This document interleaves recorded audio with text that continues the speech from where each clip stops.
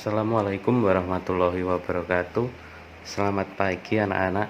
Bagaimana kabarnya? Sehat kan? Jangan lupa tetap jaga kesehatan. Jangan lupa tetap protokol COVID-19 ya. Oke anak-anak, sebelumnya mohon maaf, materi kita terlambat yang harusnya sudah 2 kali, akhirnya kita kejar minggu ini ya. Karena tanpa kita duga, siapa yang mau juga Pak Anton terkena COVID-19 waktu bikin video. Sebelum bikin video ini Pak Anton opname hampir 1 bulan, jadi minggu ini kita kejar materi ya.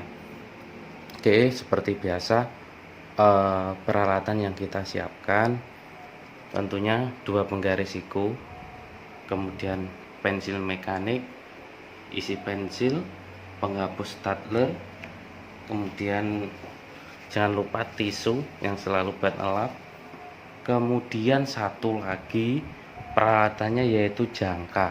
Cuma hari ini waktu membuat video Pak Anton jangkanya tertinggal di rumah satunya, karena Pak Anton belum bisa atau belum dapat izin keluar karena harus masih tambahan karantina. Jadi mohon maaf, hari ini Pak Anton tidak bisa menyediakan jangka yang harusnya nanti buat pintu itu lengkungannya harus menggunakan jangka. Tapi nggak apa-apa, yang penting kalian tahu prosesnya. Nanti kalau kalian buatnya seperti itu, karena Pak Anton juga masih masa apa ya, perpanjangan karantina juga ini. Oke anak-anak, kalian harus tahu, harus sering sharing sama teman-temannya bagaimana cara menggambar denah.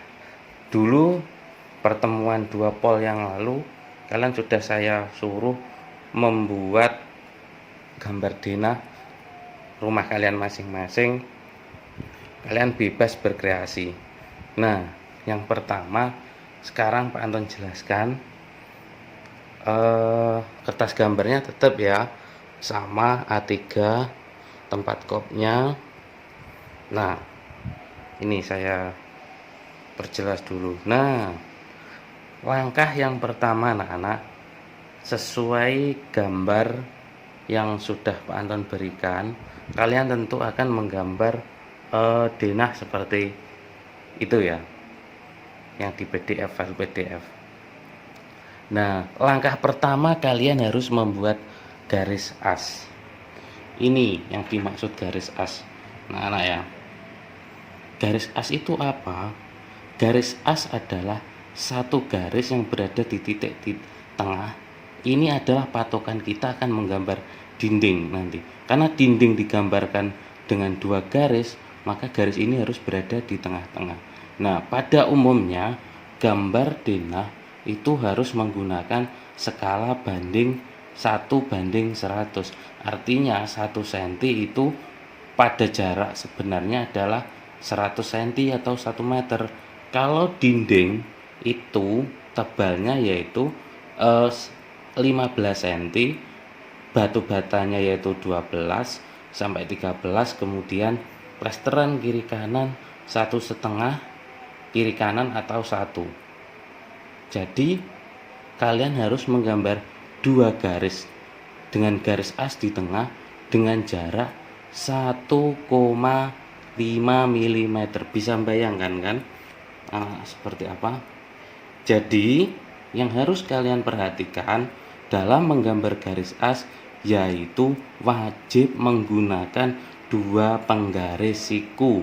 Karena apa? Tanpa 2 penggaris siku tidak akan tercipta gambar yang benar-benar siku seperti ini. Jadi kalian tahu kan sekarang, dari awal Pak Anton menekankan wajib memakai penggaris siku, ya ini. Nah, seperti ini garis as. Ingat, garis as tidak usah tebal-tebal, ini tipis sekali. Karena apa? Setelah jadi nanti garis as akan kita hapus, karena ini merupakan garis bantu. Sama ketika kalian di AutoCAD nanti, kalian juga harus menggunakan garis bantu atau garis as. Oke, paham? Oke anak-anak, selanjutnya setelah garis as tadi, yang ini tadi sudah tergambar ya, kemudian sesuai yang saya bilang tadi, kita lanjutkan dengan menggambar dinding. Dinding itu kalau kita ini kan memakai skala 1:100, jadi dindingnya kan 15 cm, berarti 1,5 mili ditampilkan dengan dua garis.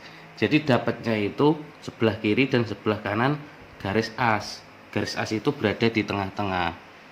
Nah, makanya itu kalian harus menggunakan dua penggaris siku. Nah, makanya dari awal saya tekankan untuk menggunakan garis siku. Dan garis asnya itu jangan terlalu tebal, karena ketika garis dinding satu kali garis loh ya, garis dinding sekali tebal ya, jadi harus tebal ya garis dinding itu. Jadi kiri kanan garis as kita buang. Makanya apa, garis as jangan sampai terlalu tebal biar mudah dihapus. Nah, kemudian titik-titik ini adalah jendela. Ini jendela. Sedangkan ini adalah kaca gelas yang berada di kamar mandi WC. Kemudian anak-anak, untuk pintu kalian harus sesuai yang di PDF ya. Maaf Pak Anton tadi membuatnya garisnya pakai garis miring, tidak lengkung karena jangkanya tertinggal dan Pak Anton masih dalam karantina ini tadi. Terus kemudian kita lanjut. Ini carport ya, anak-anak. Ini jalan masuk ke garasi. Nah, muka tanah di sini tanah dasarnya 0,60, artinya rumah ini tingginya dari muka tanah, tingginya lantai itu 60 cm. Paham ya? Jadi tingginya dari dasar 60 cm. Kemudian tiap ruang ini kita beri keterangan. Ini artinya apa toh? Kita awali dari teras. Teras min 0,03. Terus ruang tamu. Ruang tamu itu kurang plus minus 0,00.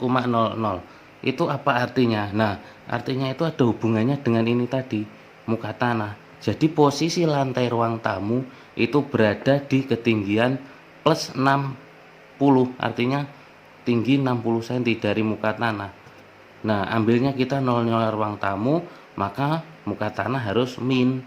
Teras harus dibuat lebih turun. Karena apa? Kalau kita posisi ngepel, jadi ngepel teras atau nyapu teras jangan sampai debunya masuk. Jadi harus ada beda tinggi elevasi 3 cm. Nah, seperti ini. Kemudian kamar tidur. Kamar tidur itu harus plus 0,03. Kalian boleh 0,03 sampai 0,05. Nah, kemudian di sini garasi. Garasi itu kan otomatis lebih pendek. Jadi di sini 0,40. Artinya apa? Dari ruang tamu turun 40 cm. Paham ya? Kemudian di sini kamar mandi WC. Kamar mandi WC itu karena selalu berhubungan dengan air, jadi harus turunnya agak tinggi, jadi 6 cm. Nah, ruang keluarga plus 0,03. Jadi kalau dari ruang keluarga ke kamar mandi berarti berapa? Berarti 9 cm selisihnya. Karena nolnya dari sini, ini plus 3 cm, ini min 0,06, berarti kan ada elevasi 9 cm. Jadi kalau kalian mandi di sini, airnya tidak mungkin mengalir ke ruang keluarga. Begitupun dapur. Dapur itu selalu berhubungan dengan air kalau mencuci. Nah, jadi dapur itu harus min 0,04 sampai min 0,05. Nah, kemudian di sini ada taman dalam. Taman dalam min 50, artinya kalau diluruskan dengan muka tanah dasar berarti ketinggiannya dia hanya 10 cm. Paham kan? Nah, kemudian di sini ada warna hitam-hitam di pojok ini. Ini menunjukkan letak kolom. Nah, masih ingat kan waktu di mata pelajaran DKB semester 1 Pak Anton pernah mengajarkan mengenai kolom. Ya ini letak kolomnya tiap poncot-poncot ini. Nah, kemudian garis ini harus disimbol. Kalian pernah Pak Anton suruh untuk menggambar simbol-simbol, yaitu simbol dinding, simbol trasram. Nah, di sini ini merupakan simbol dinding. Simbol dinding digambar hanya pada permukaan yang tidak berhubungan dengan air. Sedangkan yang berhubungan dengan air wajib kita gambar dengan simbol trasram. Masih ingat? Kalau lupa silahkan dibuka catatannya di buku DKB. Nah, ini dapur kenapa harus ditrasram? Karena dapur itu selalu berhubungan dengan air dan minyak. Jadi harus wajib ditrasram. Kemudian taman dalam jelas karena di sini nanti terbuka atasnya tanpa kena atap. Jadi dia harus ditrasram supaya kondisi hujan dia tidak tembus kemana-mana. Jadi cukup ke dalam taman saja airnya. Kemudian kalau kalian kritis anak-anak, pasti ada pertanyaan, Pak, lalu mengambil dimensi atau ukurannya dari mana? Nah, jadi dimensi di sini itu kita ngambilnya dari garis as tadi. Kalau sudah digambar seperti ini, berarti ya berada di tengah-tengahnya. Seperti ini, coba diamati. Nah, seperti ini. Jadi teknik menggambar denah yang benar itu seperti ini. Kalau kemarin kalian masih mencoba-coba supaya tahu maksud Pak Anton, sekarang kalian harus menggambar yang benar. Nah, tugas kalian nanti menggambar denah seperti ini. Nanti untuk di sini nanti harus ada detail pondasi, kemudian ada potongan, ada tampak depan, tampak samping. Itu insya Allah kan Pak Anton upload minggu-minggu ini juga. Dan kalian jangan nunda-nunda pekerjaan karena kita ngejar target ya. Supaya kalian juga bisa menguasai, karena ilmu yang terpenting itu nanti dasarnya gambar teknik. Karena kalian arsitek. Kalau di AutoCAD nanti kalian tinggal pengembangan. Yang penting kalian tahu dasarnya saja. Harus menguasai. Nah, kemudian kalian jangan lupa tebalnya dinding ini 1,5 mm.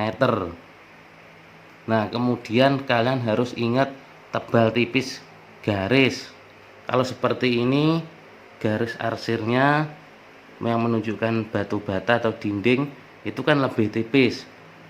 Nah, coba bisa dilihat garis pintu juga lebih tipis. Yang tebal kan garis dinding. Kemudian garis dimensi ini juga lebih tipis. Oke, silahkan dikerjakan di kertas A3. Tolong dibagi dua, nanti yang sebelah kanan adalah tempat pondasi ya. Jadi letak-letaknya seperti ini. Oke, selamat mengerjakan. Semoga lancar. Nanti jangan ditunda-tunda ya. Karena tugas kalian masih ada detail pondasi, tampak depan, tampak samping, atap, potongan A dan potongan B.